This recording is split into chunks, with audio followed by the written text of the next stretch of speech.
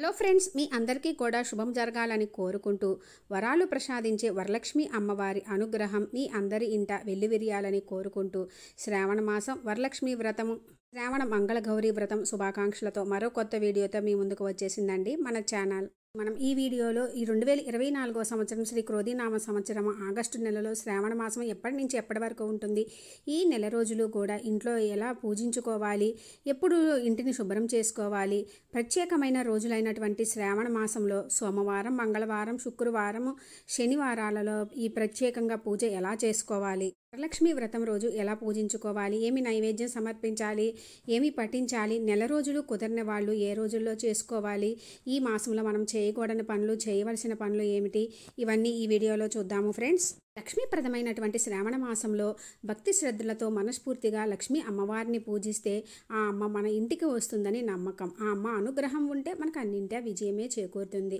ఇంట్లో ఉన్న ఆర్థిక సమస్యలు తొలగి ఆయురారోగ్యాలు, సకల సంపదలు, నిత్య సౌభాగ్యం, ఇంట్లో సుఖ సంతోషాలతో వెల్లివిరుస్తుందండి మన ఇల్లు. ఆడవారికి ఎంతో ప్రీతికరమైన మాసము ఈ శ్రావణ మాసం. అసలు శ్రావణ మాసము అంటేనే శుభకార్యాలు, గృహప్రవేశాలు, వివాహాలు, ఆడవాళ్ళు వ్రతాలు, నోములతోటి ప్రతి ఆడవారు కూడా ముత్తైదువులాగా ఇండ్లు కూడా ఆలయాన్ని తలపిస్తూ ఇంటి ముంగిట చక్కగా రంగుల రంగవల్లికలతోటి శుచి శుభ్రతలతోటి ప్రతి ఇల్లు కూడా ఆలయాన్ని తలపిస్తుంది. అసలు ఆడవాళ్ళకి శ్రావణ మాసం అంటేనే కొత్త బట్టలు, కొత్త నగలు, కాళ్ళకి పసుపు, నుదుటిన కుంకుమ, నిండా గాజులతోటి వాయినాలు ఇచ్చుకోవడంతో ప్రతి ఆడవాళ్ళు కూడా ఎంతో కళకళలాడిపోతూ ఉంటారండి. ఎక్కడ శుచి శుభ్రతలు ఉండి ఆ ఇంటి ఇల్లాలు శుచి శుభ్రతలు పాటిస్తూ కళకళలాడుతూ ఉంటుందో ఆ ఇంటి అమ్మవారు తిష్ట వేసుకొని ఉంటారు. ఈ మహావిష్ణువు జన్మ నక్షత్రము శ్రవణ నక్షత్రము కాబట్టి అమ్మవారికి శ్రావణ మాసం అంటే చాలా ప్రీతి. లక్ష్మీనారాయణ మాసంగా భావిస్తాము. లక్ష్మీప్రదమైన మాసంగా ఈ నెల జరుపుకుంటాము. గమనిస్తే ఒక్కొక్క మాసానికి ఒక్కొక్క విశిష్టత ఉంటుందండి. శ్రావణ మాసం అంటేనే వ్రతాలు, నోములతోటి కలకలలాడే మాసము. అయితే భక్తి శ్రద్ధలతో మనస్ఫూర్తిగా ఆ అమ్మను పూజిస్తారో ఆ అమ్మ అనుగ్రహం ఉంటుందని మనకి వరలక్ష్మి వ్రత కథలోనే ఉంటుంది కదా ఫ్రెండ్స్. 2024వ సంవత్సరంలో ఆగస్టు నెలలో 5వ తేదీ సోమవారము పాడ్యమి రోజు నుంచి మనకి శ్రావణ మాసం మొదలవుతుంది. సెప్టెంబర్ 3వ తేదీ మంగళవారం అమావాస్యతోటి ముగుస్తుంది. ఆగస్టు 9, 16వ తేదీ, 23వ తేదీ, 30వ తేదీ ఇలా 4 శ్రావణ శుక్రవారాలు వచ్చినాయండి. పౌర్ణమికి ముందు వచ్చే 2వ శ్రావణ శుక్రవారం మనము వరలక్ష్మి వ్రతంగా 16వ తేదీ జరుపుకుంటాము. ఆ రోజు కుదరని వాళ్ళు మిగిలిన 3 వారాలలో చేసుకుంటారు. ఇంటిని శుభ్రం ఎలా చేసుకోవాలి అనేది వస్తుందండి. నెల రోజులు పూజ చేసుకునే వాళ్ళు చక్కగా మనము శ్రావణ మాసము సోమవారం 5వ తేదీ నుంచి మొదలవుతుంది కాబట్టి శనివారము ఆదివారము మనకి శనివారం సాయంత్రం నుంచి ఆదివారం సాయంత్రం వరకు అమావాస్య ఉంది. అమావాస్య కన్నా ముందే అంటే 2-3 రోజుల ముందు నుంచే మనం బూజులు దులుపుకోవడం, ఇల్లు శుభ్రం చేసుకోవడం మొదలు పెడతామండి. ఎందుకంటే ఒక్క రోజులో అయితే అవ్వదు కదా ఫ్రెండ్స్. శనివారము ఉదయం కల్లా కూడా శుభ్రం చేసుకొని అమావాస్య పూజ చేసుకొని మనము సోమవారం నుంచి శ్రావణ మాసం పూజలు యథావిధిగా చేసుకోవచ్చు. డీప్ క్లీనింగ్ అనేది ఏం అక్కర్లేదండి. అమావాస్య అయిన తర్వాత చేసుకోవచ్చు. శుభ్రంగా మనం సోమవారం నుంచి ఇల్లంతా కూడా గంగాజలం కానీ, గోమూత్రం కానీ, పసుపు నీళ్ళు కానీ చక్కగా జల్లుకొని మనం యథావిధిగా పూజ మొదలు పెట్టుకోవచ్చు. లేదు మేము అమావాస్య అయ్యాకే మేము క్లీన్ చేసుకోవాలి అనుకునే వాళ్ళు ఆదివారం సాయంత్రం నుంచి చేసుకోవచ్చు. ముఖ్యంగా మనం ఈ శ్రావణ మాసంలో మంగళ శుక్రవారాల్లో అయితే ఎట్టి పరిస్థితుల్లో కూడా ఇల్లు శుభ్రం చేసుకోవడం చేయకూడదండి. లక్ష్మీ వ్రతం చేసుకునేటప్పుడు మధ్యలో మనకి ఏమన్నా అడ్డంకులు, పీరియడ్స్ ఇలా ఏమన్నా వచ్చినాయి అనుకోండి, 2 రోజుల ముందు క్లీన్ చేసుకుంటే సరిపోతుంది. మనము డోర్ మ్యాట్స్ మార్చుకోవడము, కర్టెన్స్, దుప్పట్లు ఇలా ప్రతిదీ శుభ్రం చేసుకుంటాం. బూజులు దులుపుకోవడం మనము ముందే శుభ్రంగా అన్నీ దులిపి ఉంచుకుంటే మళ్ళీ వారంకి 2 వారాలకే ఏమి బూజులు పట్టవు కదండి. శుభ్రంగా అన్నీ క్లీన్ చేసుకోవచ్చు. ఒకవేళ పీరియడ్స్ వస్తే మళ్ళీ మనం ఏవైతే పట్టుకుంటామో అవన్నీ కూడా క్లీన్ చేసుకొని ఇల్లంతా శుభ్రం చేసుకుంటే సరిపోతుంది. ఒకవేళ నాన్ వెజ్ తిన్నామనుకోండి, పొద్దున పూటే మనము నాన్ వెజ్ తినేసి చేయకూడదండి. పొద్దున పూట శుభ్రంగా ఇంట్లో పూజ చేసుకొని తర్వాత నాన్ వెజ్ వండుకొని సాయంత్రం దీపం పెట్టకూడదు. లేదంటే పిల్లలతోటి పెట్టేయచ్చు సాయంత్రం. తర్వాత రోజు తలస్నానం చేసి ఇల్లు క్లీన్ చేసుకొని యథావిధిగా పూజ చేసుకోవచ్చు. ఇంట్లో పూజ ఎలా చేసుకోవాలో చూద్దాము ఫ్రెండ్స్. ముఖ్యంగా మనము చక్కగా తలస్నానం చేస్తాం కదండి. మిగిలిన రోజులు ప్రతినిత్యము తలస్నానం అక్కర్లేదు. ప్రత్యేకమైన రోజుల్లో మనం ప్రత్యేకంగా పూజ చేసుకొని నైవేద్యం చేసుకునేటప్పుడు మాత్రము చక్కగా మనం తలస్నానం చేస్తాము. అన్నీ కూడా ముందే క్లీన్ చేసి ఉంచుకుంటాము కదండి. తలస్నానం చేసి చక్కగా చీర కట్టుకొని ఈ నెల రోజులు కూడా కుదిరితే నైటీలు అలా కాకుండా డ్రెస్సులు కానీ చీరల మీద కానీ ఉండి పూజ చేసుకోండి ఫ్రెండ్స్.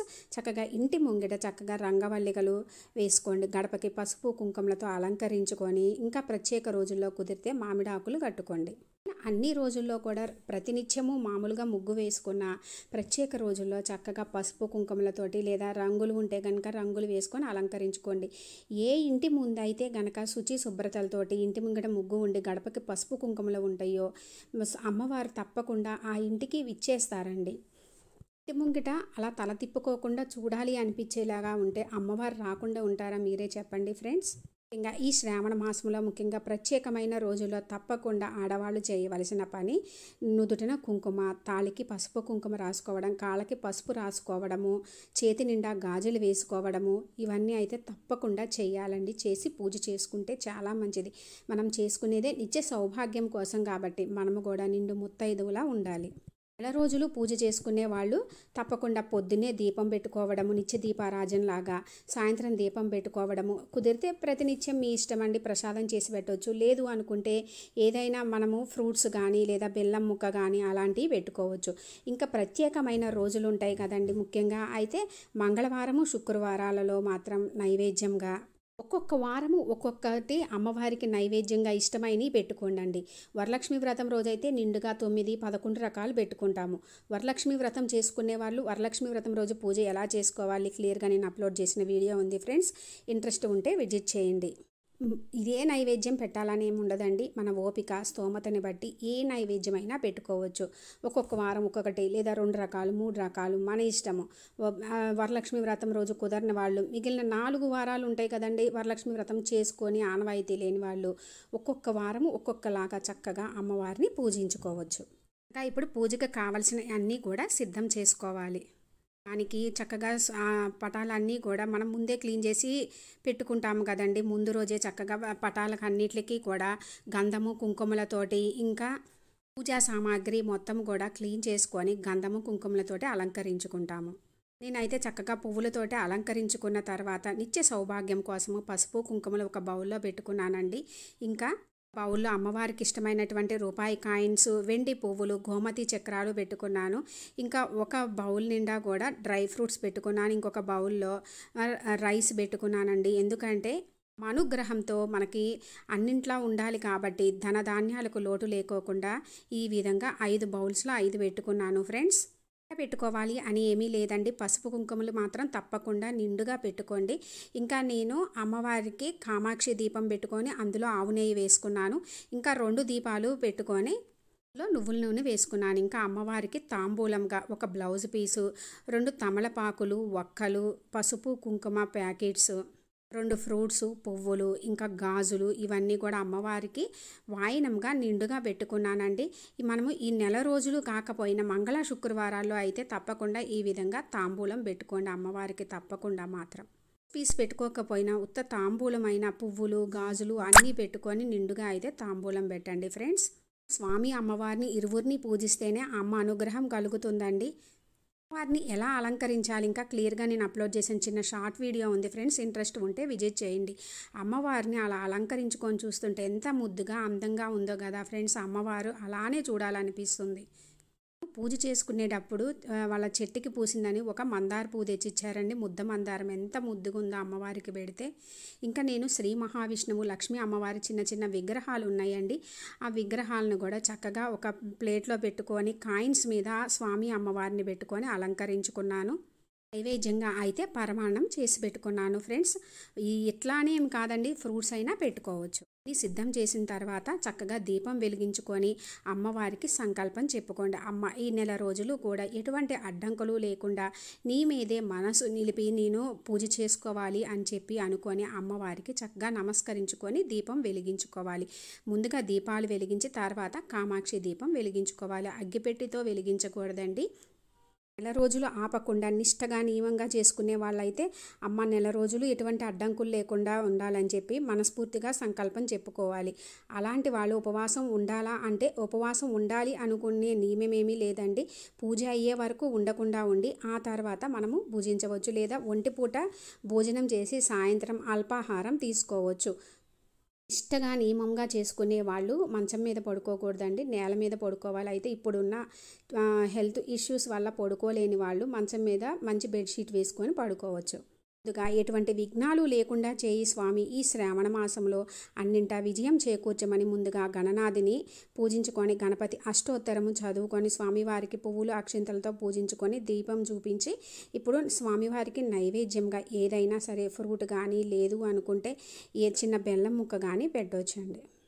ఇప్పుడు ఆ స్వామి అమ్మవార్లకి నమస్కరించుకొని, అమ్మ ఈ శ్రావణ మాసంలో అన్ని రోజులు మంచిగా చేసుకొని మాకు నిత్య సౌభాగ్యాన్ని, ఇంట్లో సకల సంపదలు, అష్టైశ్వర్యాలు, ఆయుర ఆరోగ్యాలు, మా ఇల్లు ఎల్లప్పుడూ సుఖ సంతోషాలతో వెల్లివిరియాలని అమ్మవారికి నమస్కరించుకొని, మొత్తము చేసుకోలేకపోయినా అమ్మ ముఖ్యమైన రోజుల్లో నీ అనుగ్రహంతో చేసుకునే భాగ్యాన్ని కల్పించమని నమస్కరించుకోండి. ఎందుకంటే అందరికీ అన్ని రోజులు ఆపకుండా కుదరక 4 శ్రావణ మంగళవారాలు, శ్రావణ శుక్రవారాలు వచ్చినాయి కదండి.